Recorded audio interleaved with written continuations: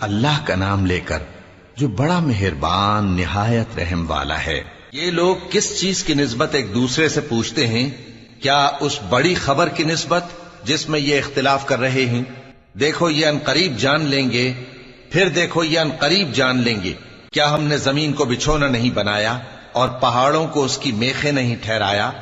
اور ہم نے تم کو جوڑا جوڑا پیدا کیا اور نیند کو تمہارے لیے موجب آرام بنایا اور رات کو پردہ مقرر کیا اور دن کو معاش کا وقت قرار دیا، اور تمہارے اوپر 7 مضبوط آسمان بنائے اور آفتاب کا روشن چراغ بنایا، اور نچڑتے بادلوں سے موسلا دھار میں برسایا تاکہ ہم اس سے اناج اور نباتات پیدا کریں اور گھنے گھنے باغ۔ بے شک فیصلے کا دن مقرر ہے، جس دن سور پھونکا جائے گا تو تم لوگ فوج در فوج موجود ہوگے، اور آسمان کھولا جائے گا تو اس میں دروازے ہو جائیں گے، اور پہاڑ چلائے جائیں گے تو وہ ریت ہو کر رہ جائیں گے۔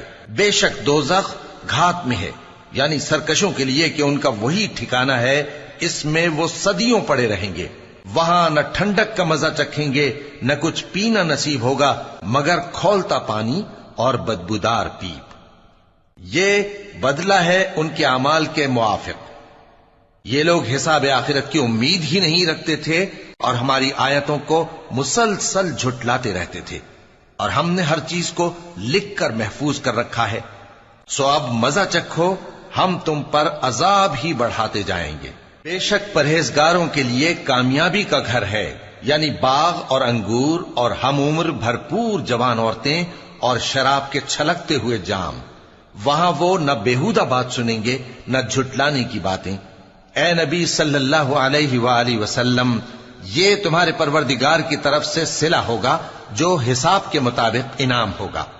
وہ پروردگار کہ جو کچھ آسمانوں اور زمین میں اور جو ان دونوں کے درمیان ہے سب کا مالک ہے، بڑا مہربان ہے، کسی کو اس سے بات کرنے کا یارہ نہ ہوگا۔ جس دن جبریل امین اور دوسرے فرشتے صف باندھ کر کھڑے ہوں گے تو کوئی بول نہ سکے گا مگر جس کو رحمان اجازت بخشے، اور وہ بات بھی درست ہی کہے۔ یہ دن برحق ہے، پس جو شخص چاہے اپنے پروردگار کے پاس ٹھکانہ بنا لے۔ ہم نے تم کو عذاب سے جو قریب آنے والا ہے آگاہ کر دیا ہے، جس دن ہر شخص ان اعمال کو جو اس نے آگے بھیجے ہوں گے دیکھ لے گا، اور کافر کہے گا کہ اے کاش میں مٹی ہوتا۔